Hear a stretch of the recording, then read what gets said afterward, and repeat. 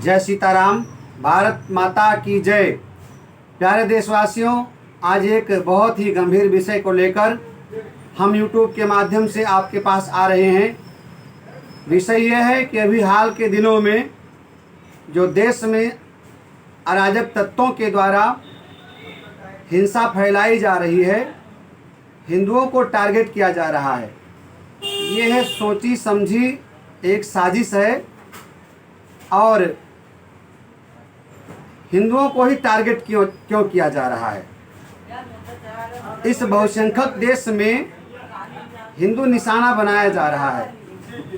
हिंदू जबकि शांति प्रिय है, वो सबका कल्याण चाहता है, सबका भला चाहता है। अभी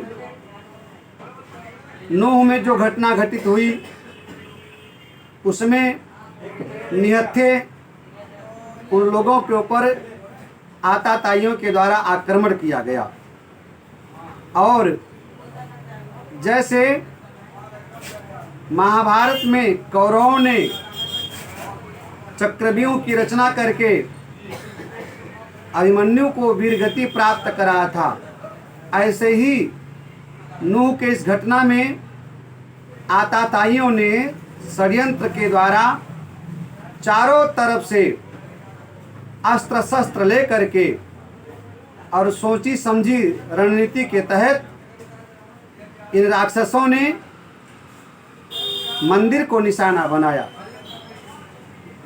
और हिंदुओं को घेर करके इन्होंने मारने का प्रयत्न किया। बड़े मुश्किल से मंदिर में भाग करके निर्दोष हिंदुओं ने अपने प्राणों की रक्षा किया।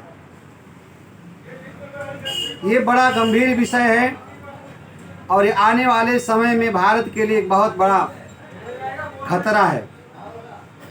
केवल हिंदू खतरे में नहीं बल्कि भारत का भविष्य भी खतरे में है।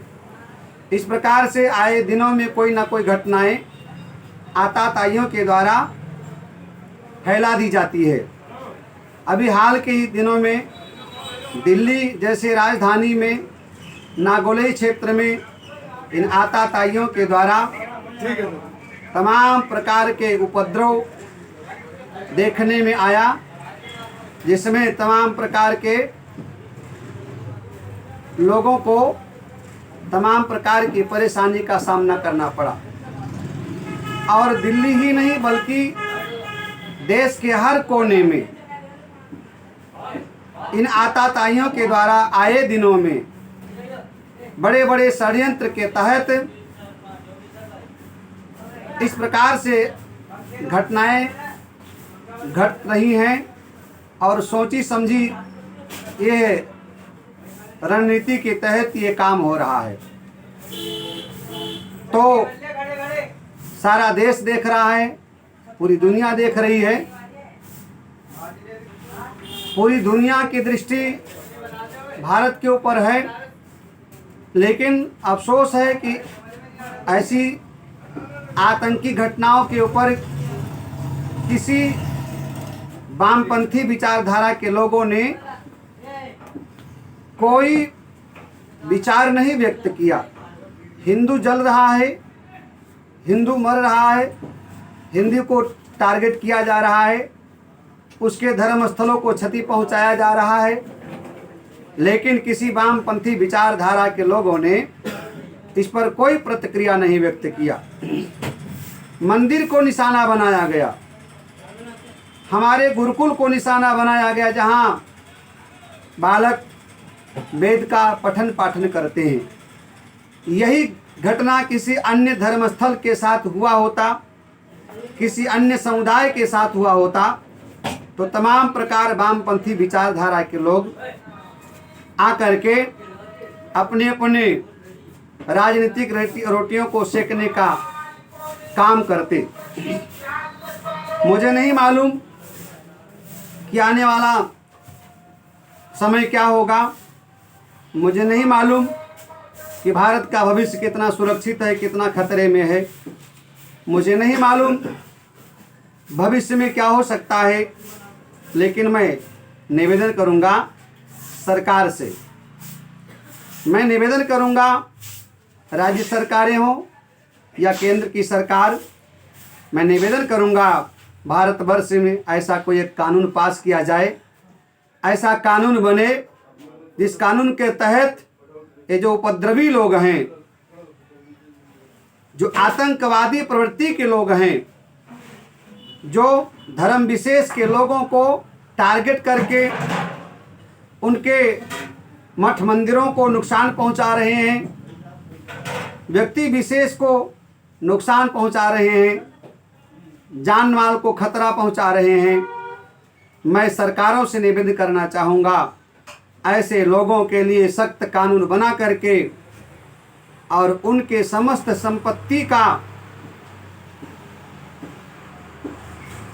जो नुकसान हुआ है, जो जान माल का नुकसान हुआ है, उनके संपत्ति को लेकर के उस नुकसान की भरपाई करें और ऐसी कठोर से कठोर सज़ा मिलनी चाहिए कि भविष्य में कोई व्यक्ति ऐसा दुष्कर्म करने का दुस्साहस ना कर सके। जी हाँ, मैं एक बार फिर राज्य और केंद्र सरकार से निवेदन करूंगा, ऐसे आतताइयों को, ऐसे आतंकवादियों को, ऐसे समाज के दुश्मनों को जो समाज में भेद डाल रहे हैं, जो समाज के भाईचारे को नुकसान पहुंचा रहे हैं, जो देश की संपत्ति को, राष्ट्र की संपत्ति को नुकसान पहुंचा रहे हैं। मुझे बड़ा दुख हुआ जब मैंने देखा कि सीधे साधे लोग जो एक धर्म स्थल पे एकत्रित हुए थे, केवल एक अपनी धार्मिक यात्रा को लेकर के उत्साहित थे। उनके पास किसी प्रकार का न लाठी है, न डंडा है, न हथियार है, न कोई गोला बारूद है। उनके पास बस भगवान का नाम है और भगवा अपना ध्वज है और वस्त्र है। किसी प्रकार कोई उपद्रव करने की मंशा नहीं, किसी के प्रति कोई कुभाव नहीं, परंतु फिर भी उन आतंकवादियों ने, आतताइयों ने निर्दोष और निहत्थे भगवान के भक्तों को घेर करके मारने का प्रयत्न किया। आप सबके सामने है घटना जिसमें लगभग में 100 से अधिक गाड़ियों को जला दिया गया। आप कल्पना कीजिए कितना भयानक दृश्य रहा होगा। 100 से अधिक गाड़ियों को जला दिया गया। लगभग में 150-200 लोग घायल हैं और एक सरकारी आंकड़े के अनुसार 6 लोगों की मृत्यु हो गई है, जिसमें 2 कांस्टेबल भी हैं। मैं निवेदन करना चाहूँगा देश के सभी बुद्धिजीवी लोगों से कि ऐसे राक्षसों को प्यार से समझा बुझा करके और उनको भविष्य में ऐसा ना करने के लिए उनको कहें, क्योंकि यदि ऐसा भविष्य में वो फिर करेंगे तो निश्चित रूप से कहीं ना कहीं भारत का भविष्य खतरे में हो सकता है और मार पिटाई, दंगा, लड़ाई, इससे देश को बहुत बड़ा नुकसान होता है। मैं निवेदन करूंगा पुनः एक बार राज्य और केंद्र सरकार से कि ऐसा कानून पास करें जिसमें कोई भी यदि देश की संपत्ति को नुकसान पहुंचाता है, जान माल को नुकसान पहुंचाता है, तो उसी प्रकार उसके जान माल को नुकसान पहुंचा करके और उसकी संपत्ति का उसको छीन करके और जो संपत्ति का नुकसान किया गया उसकी भरपाई करना चाहिए, ताकि भविष्य में कोई राक्षस ऐसा दुस्साहस ना कर सके। मजबूर हिंदू बेचारे मंदिर में भाग करके उन्होंने अपने जान को बचाई है। उसमें छोटे छोटे बालक हैं, महिलाएं हैं। अरे कायरों, तुम्हें लड़ना है तो कभी सामने से लड़ो, पीठ पीछे तुम इस प्रकार से धोखे से तुम वार करते हो। निश्चित रूप से तुमसे बड़ा राक्षस कौन हो सकता है। हिंदू बहुत सौम्य है, सरल है, वो किसी प्रकार के हिंसा में विश्वास नहीं रखता है, और तुम उसके धैर्य की परीक्षा मत लो। इसलिए मैं निवेदन करूंगा कि सभी सनातनी सजग हो जाओ, सचेत हो जाओ, और हमेशा आपको सतर्क रहना पड़ेगा। ऐसी घटना कभी भी कहीं भी घट सकती है। इसलिए आपस में प्रेम से मिलकर के रहो, जातियों में बंटना नहीं है। और कोई राक्षस यदि तुम्हारे ऊपर किसी प्रकार का हमला करता है तो उसको ईंट से नहीं बल्कि ईंट का जवाब पत्थर से देना पड़ेगा। और मैं निवेदन करूंगा राज्य और केंद्र सरकार से कि पूरे भारत में जहां जहां भी कहीं ऐसे हिंसक घटनाएं हों, उन लोगों से उनकी संपत्ति का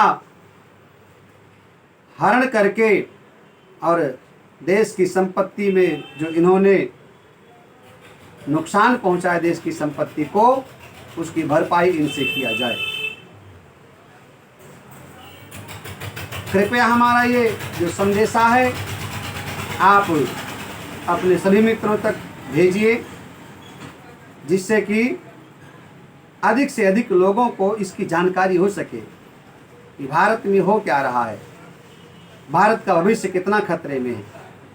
आज जब हम पूरी दुनिया को पिछाड़ करके आगे निकलना चाह रहे हैं, जब पूरी दुनिया हमारे ऊपर नज़र गड़ा करके बैठी है, पूरी दुनिया को हमसे उम्मीद है, भारत से उम्मीद है, तब इसी भारतवर्ष में कुछ गद्दार लोग जो भारत में रह करके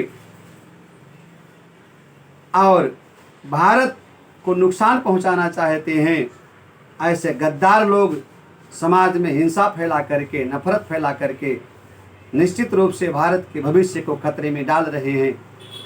ऐसे गद्दार लोगों को समाज से बहिष्कृत किया जाए, ऐसे गद्दार लोगों को समाज से निष्कासित किया जाए, उनको कठोर से कठोर सजा मिलना चाहिए। नूह में जो घटना घटित हुई उसमें 2 कांस्टेबल शहीद हुए, जिसमें एक मुस्लिम समुदाय से भी आता है। उसके भी अपने बच्चे थे, अपनी दुनिया थी। क्या उसके परिवार को दुख नहीं हुआ होगा जब इन जालिमों ने निर्दयता पूर्वक उसकी हत्या कर दिया? क्या उसके अंदर देश प्रेम नहीं था? इन राक्षसों से कहना चाहूंगा कि तुम अपने समाज के दुश्मन हो, तुम मानवता के दुश्मन हो, और ऐसे मानवता के दुश्मन को कठोर से कठोर शासन और प्रशासन के द्वारा सजा मिलनी चाहिए। और फिर मैं निवेदन करूंगा, जो बुद्धिजीवी लोग हैं वो ऐसे राक्षसों को समझा बुझा करके उनको सीधे रास्ते पर लाने का प्रयत्न करें, जिससे कि समाज को और भारत को दोनों को नुकसान ना हो। तो मैं अधिक कुछ ना कहते हुए बस यही निवेदन करना चाहूँगा, आपस में सब लोग प्रेम से रहो, मिल कर के रहो, राष्ट्र हित की चिंता करो, भारत के उज्जवल भविष्य की कामना करो। समाज में किसी प्रकार का नफरत फैलाना ये देश के साथ गद्दारी है, और ऐसी गद्दारी परमात्मा के यहाँ माफ़ नहीं की जा सकती है। ऐसे गद्दारी करोगे, देश के साथ गद्दारी करोगे, अपने वतन के साथ गद्दारी करोगे तो निश्चित रूप से भगवान तुम्हें माफ़ नहीं करेगा और तुम्हें ईश्वर के द्वारा बहुत कठिन दंड मिलेगा। तुम्हें भगवान के द्वारा बड़े से बड़ी सज़ा को भोगने के लिए तैयार रहना पड़ेगा। जय सीताराम, वंदे मातरम, भारत माता की जय।